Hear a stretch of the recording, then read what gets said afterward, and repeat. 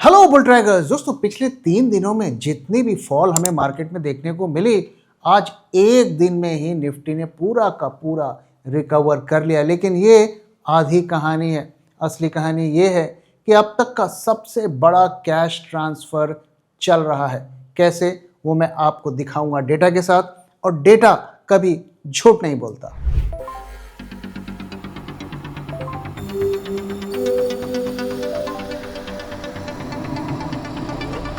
जब मार्केट की हो बात, बेटर आस्क बुल ट्रैक। तो कल एक्सपायरी का दिन था और एक्सपायरी के दिन में हमें अच्छी खासी मार्केट में वीकनेस देखने को मिली।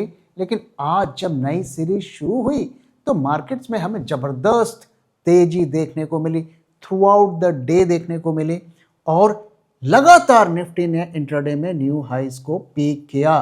तो इस रैली की वजह क्या है? कई लोग ऐसा कह रहे हैं कि क्रूड की वजह से ये रैली हुई है, लेकिन डेटा को अगर हम देखें तो इसकी जो सबसे बड़ी वजह है वो है रेट कट्स का होप, न सिर्फ हमारे यहां बल्कि फेड में भी। तो आज का मार्केट को अगर हम देखें तो स्ट्रॉन्ग रैली इन फाइनेंशियल्स। अगर आप देखेंगे जो टॉप गेनर्स रहे निफ्टी में, उसमें ज्यादातर फाइनेंशियल एनबीएफसीज और बैंक के स्टॉक्स रहे in hope of RBI rate cut. अब हम जानते हैं कि अभी सीपीआई का डेटा आया था और सीपीआई के डेटा में ये कहा गया कि इन्फ्लेशन काफ़ी कम हो गया, कंज्यूमर प्राइस इंडेक्स काफ़ी कम हो गया है 0.5%, जो कि एक स्ट्रॉन्ग केस बनता है कि रेट को कट किया जाए। और मैंने पहले भी आपके साथ शेयर किया था कि ये सब कुछ ऐसा लगता है इसलिए किया जा रहा है क्योंकि हमारे जो इंटरेस्ट रेट्स हैं बैंक के, वो ड्रॉप होंगे, यानी कि सेविंग्स बैंक्स और एफडी के भी इंटरेस्ट रेट्स ड्रॉप होंगे। सो आरबीआई गवर्नर ने भी इसके बारे में हमें अभी रिसेंटली ही कुछ क्लूज भी दिए हैं। Signalled further rate cuts suggested by the latest data. जैसे कि मैंने कहा, सीपीआई का डेटा काफी कम आया है। अब एमपीसी की मीटिंग जो होने वाली है, जो मॉनेटरी पॉलिसी की जो कमेटी होती है, उसकी मीटिंग 3 दिसंबर को होगी और उसका फैसला दिसंबर 5 को होगा। जितना भी हम डेटा पॉइंट्स को देखें वो इस तरफ इशारा कर रहा है कि rate cut almost done deal है। और न सिर्फ आरबीआई बल्कि फेड, वहां से भी ऐसे क्लूज आ रहे हैं, उनके ऊपर भी जबरदस्त प्रेशर है रेट्स को कट करने का। और उन्होंने कहा भी था कि इस साल, जब कुछ महीने पहले उन्होंने कहा था कि और फर्दर 3 रेट कट्स होंगे, तो 2 ऑलरेडी हो गए हैं और तीसरा का एंटिसिपेटेड है कि ये भी होगा। लेकिन दोस्तों, ये डन डील नहीं है, ये आसान नहीं है, क्योंकि उनकी जो कमेटी है उसमें वो डिवाइडेड हाउस बन गया है। कुछ लोग कह रहे हैं कि नहीं, रेट को कट नहीं करना है क्योंकि यूएस गवर्नमेंट में शटडाउन चल रहा है और डेटा नहीं आया है और बिना डेटा के हमें डिसीजन नहीं लेना चाहिए। जबकि दूसरा खेमा इस बात पे लगा हुआ है कि हमें रेट्स को कम करना है, इन्फ्लेशन को कम करना है। तो ये तो थोड़ा क्वेश्चन मार्क है कि होगा कि नहीं।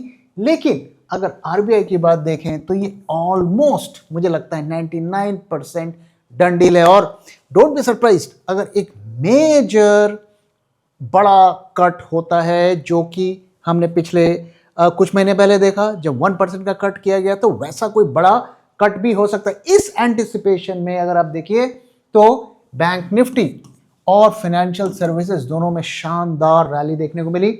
और अगर हम निफ्टी के टॉप गेनर्स को देखें तो इसमें एक स्टील का स्टॉक भी है, जेएसडब्ल्यू। लेकिन उसके अलावा अगर आप देखें, HDFC insurance, Bajaj Finserv, Jio financial, Bajaj finance, Axis bank, Shriram finance, तो सारे फाइनेंस के स्टॉक्स हैं। तो ये तो सेंटिमेंट्स की बात हुई कि अरे इंटरेस्ट रेट कट हो जाएगा और इसके बाद बैंक्स में बल्ले बल्ले हो जाएगी। लेकिन इसी तरीके का इंटरेस्ट कट कुछ महीने पहले भी हुआ था और उसमें हमने देखा कि बैंक निफ्टी तो बेशक ऊपर गया, लेकिन लार्ज बैंक्स उन्होंने इतना अच्छा परफॉर्म नहीं किया।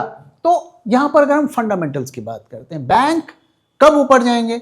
जब क्रेडिट बढ़ेगा, उनका मेन बिजनेस में हमें ग्रोथ देखने को मिलेगा। वहां पर क्या सिचुएशन है, आइए इसको समझते हैं।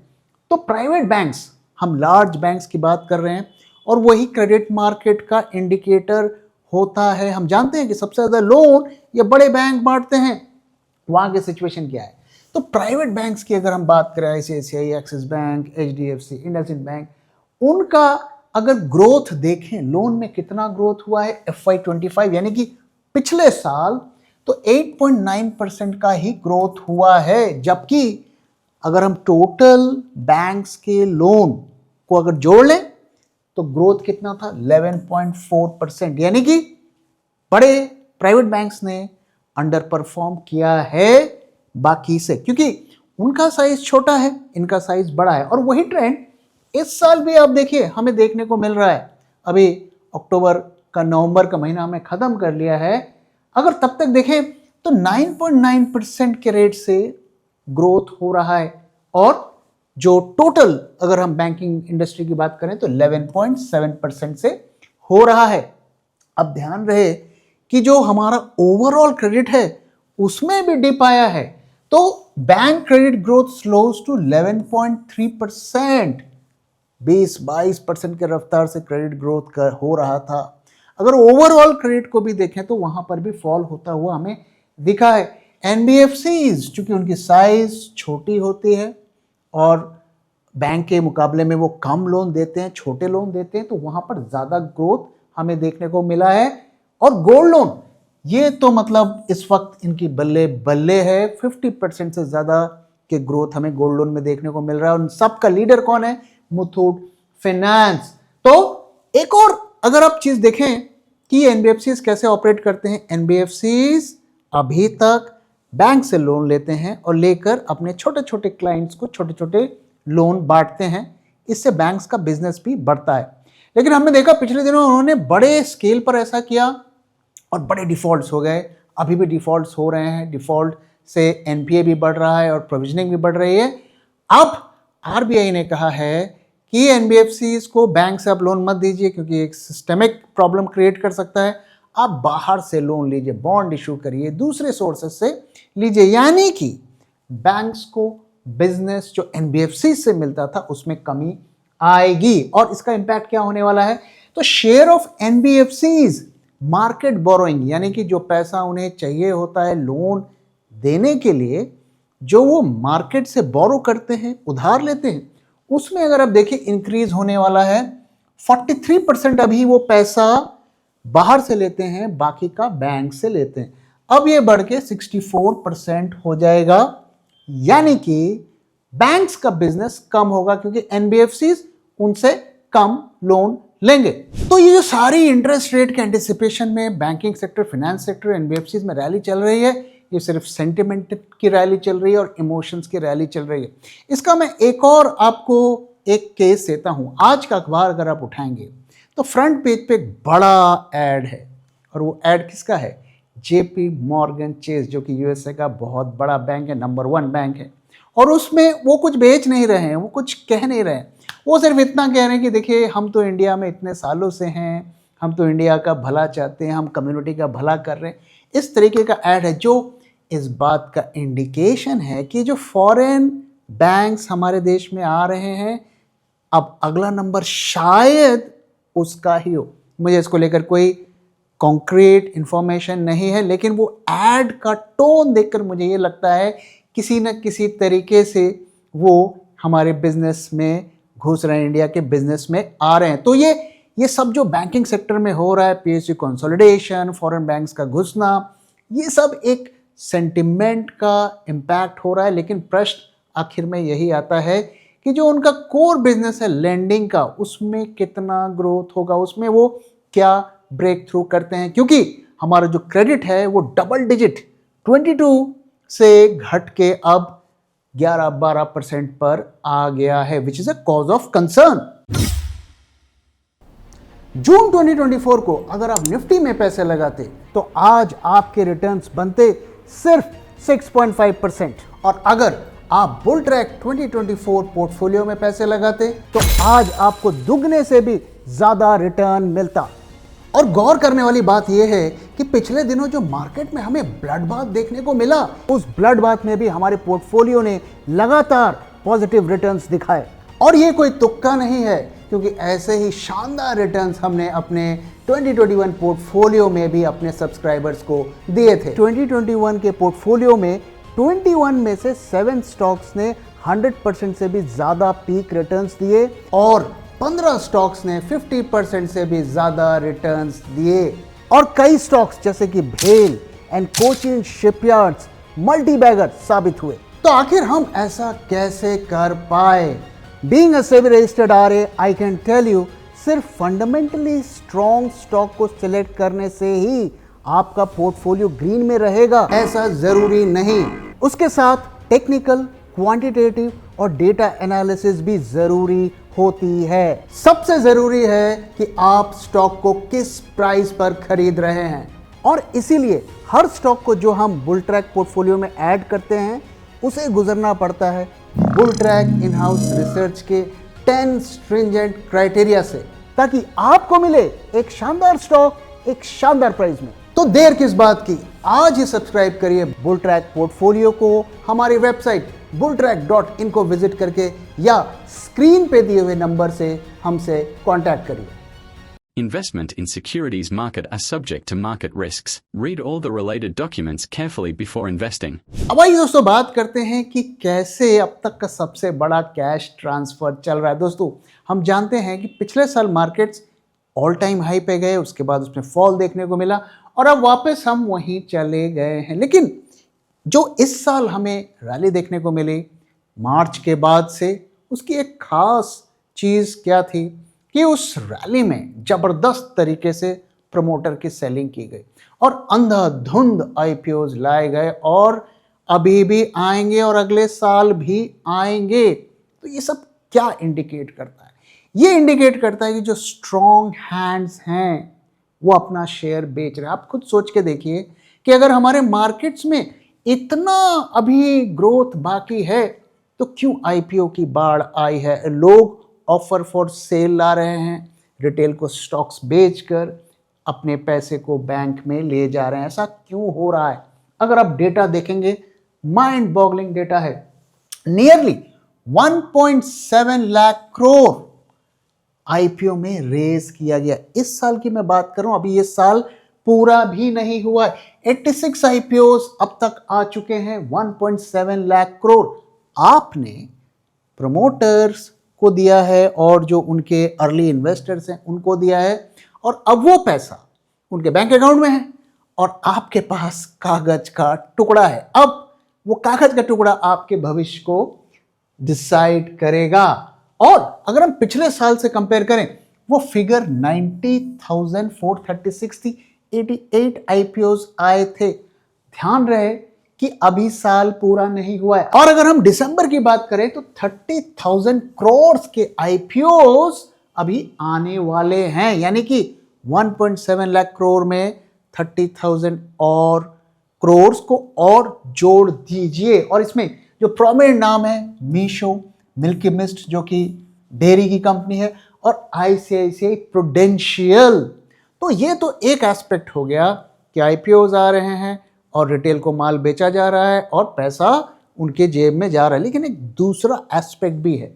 वो एस्पेक्ट क्या है कि अगर आप डेटा देखें, इस साल अब तक डीआईआईज ने करीब 4.4 लाख करोड़ की बाइंग की है और एफआईआईज ने करीब 1.4 लाख करोड़ की सेलिंग की है। लेकिन इसमें एक और एंगल है, वो है रिटेल का। रिटेल ने जबरदस्त तरीके से इस साल बाइंग की है। आप में से जो लोगों ने पिछले साल पोजीशंस बना दी थी और आपके पोर्टफोलियो अभी लॉस में चल रहे होंगे, जो कि रिकवर नहीं किए होंगे, तो उन्होंने तो थोड़ा कंट्रोल्ड, अपने ऊपर कंट्रोल रखा और इतनी बाइंग नहीं की। लेकिन जो पिछले बुल रन को जिन्होंने मिस कर दिया, वो अभी जबरदस्त तरीके से उन्होंने बाइंग की है। ये डेटा हमें बताता है। और डेटा क्या कहता है? अगर आप डिलीवरी की पोजीशंस को देखें, जितनी भी मार्केट में ट्रेडिंग हो रही है उसमें कितनी डिलीवरी रिटेल के पास जा रही है, तो अगर आप देखें तो लगातार ईयर ऑन ईयर रिटेल की डिलीवरी परसेंटेज बढ़ रही है। और इस साल अब देखिए, लुक एट द गैप, और अभी ये साल पूरा भी नहीं हुआ है, तो जबरदस्त तरीके से रिटेल ने शेयर्स को खरीदा है और इसमें आईपीओज का भी एक कंट्रीब्यूशन है और जो रेगुलर मार्केट से बाइंग होती है उसका भी इसमें कंट्रीब्यूशन है। दोस्तों कल भी अगर आप देखिए तो भारती एयरटेल के प्रमोटर ने 7,200 करोड़ की सेलिंग की है। ये प्रमोटर सेलिंग का सिलसिला नहीं रुक रहा है और रिटेल की जो पोजीशंस है वो दिन पर दिन बढ़ती जा रही है। इसलिए हम कह रहे हैं कि ये सबसे बड़ा कैश ट्रांसफर अब तक का मार्केट में चल रहा है। इसलिए दोस्तों बार बार मैं आपके साथ कह रहा हूं, इस मार्केट की तेजी में बहना नहीं है। जो आपको खरीदना है बेशक खरीदें, लेकिन हिसाब किताब लगाकर खरीदें, स्टॉक के वैल्यूएशंस देख के खरीदें। सिर्फ इसलिए नहीं खरीदें कि अब तो मार्केट ऊपर ही जाएगा नीचे नहीं आएगा, क्योंकि जिन लोगों ने पिछले साल ऐसे सोच के किया आज वो खून के आंसू रो रहे हैं। अब आइए आज के मार्केट को फर्दर डिकोड करते हैं कि यहां पर हमें क्या देखने को मिला। तो आज 320 पॉइंट्स के करीब मार्केट ने गेंद दिया, निफ्टी ने गेंद दिया। पिछले 3 सेशंस में 300 पॉइंट हमने लूज किए थे, पूरी की पूरी रिकवरी हो गई। एक बार फिर हम ऑल टाइम हाई के आसपास घूम रहे हैं। मार्केट ब्रेड बहुत ही जबरदस्त, 46 स्टॉक्स 50 में से अप रहे। अगर हम मेजर गेनर्स को देखें तो ये JSW स्टील का है, लेकिन ज़्यादातर जो NBFC इसके स्टॉक्स हैं वो 2-1.5% के करीब उन्होंने गेन दिखाया है। No major losers today. अगर बैंक निफ्टी के साइड में भी देखें तो 3% से ज़्यादा का कोई गेनर भी नहीं है, लूजर भी नहीं है। लेकिन बैंक निफ्टी में आप देखिए 12 के 12 स्टॉक्स अप रहे। कल के दिन अगर हम देखें FII की फिगर्स को तो FIIs ने मार्जिनल बहुत थोड़ा करीब 800 करोड़ की बाइंग की और एज यूजुअल DIIs की बाइंग की फिगर आ रही हैं। सेक्टर की सिचुएशन देखें, all green, everything is green, looking good. Metals ने सबसे अच्छा किया, स्टील सेक्टर लगातार आउट परफॉर्म कर रहा है। Consumer, oil and gas, media, IT, private banks, ये सारे ऑलमोस्ट सारे 1% से अप रहे। लेकिन जो सरप्राइजिंग चीज क्या है, PSU बैंक थोड़ा ढीला पड़ गया। ऐसा लगता है कि लोग NBFCs और प्राइवेट बैंक्स में अब शिफ्ट कर रहे हैं रेट कट्स के फायदे की वजह से। FMCG भी थोड़ा थोड़ा अंडर परफॉर्म किया, लेकिन बेटर देन एक्सपेक्टेड। अब आइए सेंटिमेंट ट्रैकर की बात करते हैं। दोस्तों कल के दिन मैंने आपके साथ शेयर किया था कि बैंक निफ्टी में उतनी वीकनेस नहीं दिख रही है, लेकिन निफ्टी में वीकनेस दिख रही थी। और अगर हम सेंटिमेंट ट्रैकर को देखें तो कल के दिन ऑलमोस्ट हम बेरिश टेरिटरी पर पहुंच गए थे, लेकिन आज जबरदस्त हमें जंप देखने को मिला। यहां से जो है बेरिश से हम मॉडरेटली बुलिश पर आ गए। और अगर हम बैंक निफ्टी में भी देखें तो बैंक निफ्टी में उतनी बेरिशनेस नहीं आई थी। आप देख सकते हैं कि ऑलमोस्ट हम बेरिश टेरिटरी पे चल रहे थे और वो अब थोड़ी एनहांस हुई है। यहां से हम यहां आ गए हैं। और मैंने आपके साथ शेयर किया था कि चूंकि बैंक निफ्टी, बैंक के स्टॉक्स का जबरदस्त कंट्रीब्यूशन होता है निफ्टी में, तो अगर वो बेरिशनेस निफ्टी की सस्टेन होनी है तो बैंक निफ्टी के में भी हमें सेंटिमेंट में वीकनेस देखने को मिलना है, जो कि आज नहीं हुआ और शायद इसीलिए निफ्टी ने भी रिवर्स किया। अब आइए आज के मार्केट डेटा को भी देख लेते हैं, यहां हमें क्या देखने को मिल रहा है। तो 26 नवंबर है आज और 26,200 के ऊपर क्लोजिंग दी है, शानदार क्लोजिंग। 320 पॉइंट्स का आज गेन देखने को मिला। आप देख सकते हैं कि 3 दिन में करीब 300 पॉइंट के आसपास का लॉस दिया था। अगर हम वोलेटिलिटी की पिक्चर को देखें तो पिछले 2 दिनों से हमें थोड़ा डिप देखने को मिला है, मार्जिनल डिप देखने को मिला है। विक्स को भी अगर आप देखें तो हम 13.5% से ऊपर जा रहे थे, वहां से अब ये 12% पर आ गया। करीब करीब 1.5% का डिप है, जो कि थोड़ा सरप्राइजिंग है। पुट कॉल रेशियो को अगर हम देखें, यहां पर इसने 1.44 का पीक बनाया, ड्रॉप होते होते अब वापस हम 1.31 से ऊपर हैं। ये फिगर थोड़ी कम है क्योंकि मार्केट में डेटा बाद में अपडेट हुआ है। करीब करीब हम यहीं पर आ गए हैं, 1.4 के आसपास आ चुके हैं। और हम जानते हैं कि जब भी 1.4 के ऊपर जाता है तो अक्सर PCR में रिवर्सल देखने को मिलता है, और नीचे की तरफ 0.75 के आसपास अगर हम देखें तो वहां से भी ऊपर की तरफ फिर रिवर्सल देखने को मिलता है। तो स्टेज अब सेट हो रहा है वापस से PCR में, ड्रॉप होने का। लेकिन जो चीज़ थोड़ी सरप्राइजिंग है वो ये है कि आज इतनी तेजी हमें देखने को मिली, सब उम्मीद से ज़्यादा देखने को मिली, लेकिन पोजीशंस नहीं बनी। आज करीब 7,800 कॉन्ट्रैक्ट निफ्टी फ्यूचर में ऐड हुए, काफ़ी कम। और नेक्स्ट मंथ में तो अभी काफ़ी दूर है, तो यहाँ पर मैं ज़्यादा कुछ एक्सपेक्ट नहीं करता हूँ।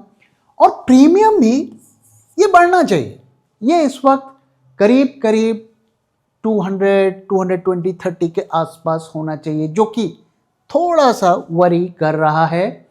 नेक्स्ट मंथ के प्रीमियम में भी थोड़ा सा ड्रॉप देखने को मिला है, मैं इसको ज़्यादा वेटेज नहीं दे रहा हूँ, लेकिन ये एक थोड़ा सा वीकनेस इंडिकेट कर रहा है। दूसरा, अगर आप देखिए पिछले दिनों ह्यूज वॉल्यूम हमें टर्नओवर एनएसई में देखने को मिला।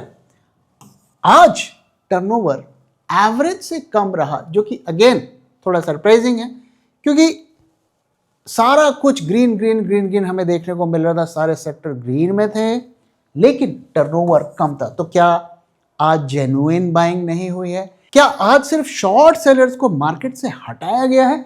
अभी तक का डेटा देखकर यही लगता है, लेकिन हमें थोड़ा वेट करना चाहिए। कल का हमें कंफर्मेशन का वेट करना चाहिए।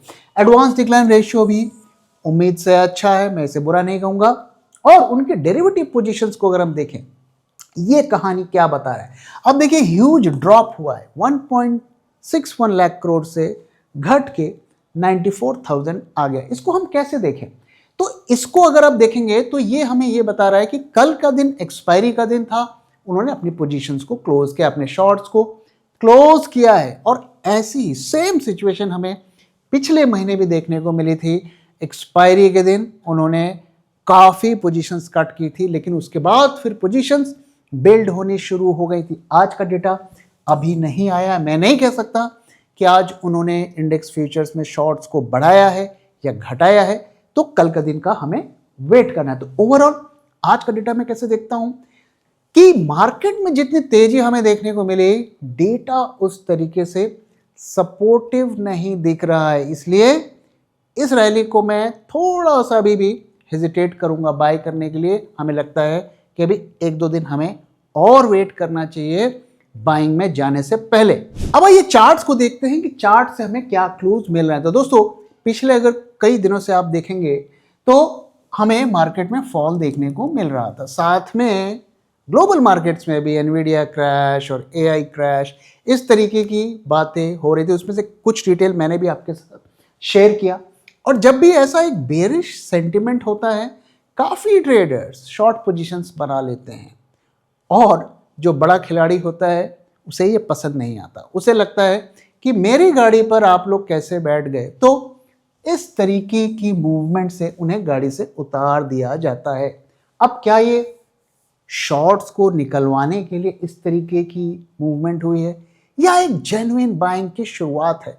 इसका हमें वेट करना पड़ेगा, कल का दिन हमें देखना पड़ेगा। लेकिन यहाँ पे अगर मैं देखूं सिचुएशन क्या है कि एक तो वॉल्यूम थोड़ा कम है, इतनी बड़ी मूवमेंट में वॉल्यूम ज़्यादा होना चाहिए, जो कि थोड़ा परेशान कर रहा है। दूसरा, अगर आप देखिए एमएससीडी अभी भी रिकवर नहीं हुआ है, एक दिन में होगा भी नहीं, लेकिन ये अभी भी एक वीकनेस को इंडिकेट कर रहा है।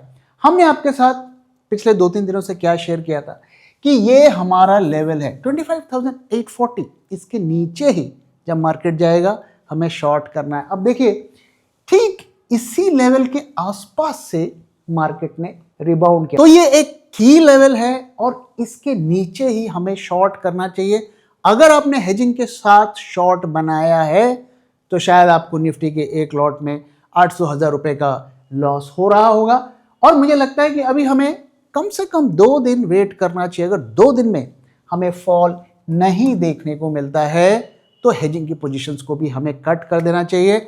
जहां तक बाइंग का सवाल है, बाइंग के लिए थोड़ा इंतजार करना पड़ेगा जब तक हमारा सेंटिमेंट ट्रैकर और एक नया बाइंग का लेवल हमें नहीं मिल जाता। हम बाइंग में जाने से फिलहाल के लिए हेजिटेट करेंगे। तो फिलहाल के लिए शॉर्ट करने का लेवल 25,840 है, जो कि मैं पिछले कई दिनों से आपको बता रहा हूं, और इसके बाद ही हमें नेकेड शॉर्ट में जाने का सोचना चाहिए। दोस्तों, इसी के साथ इस वीडियो को यहाँ पे खत्म कर रहा हूँ। वीडियो कैसा लगा जरूर बताइएगा, अपना फीडबैक भी शेयर करना मत भूलिएगा। Thank you very much for watching and thank you for your time.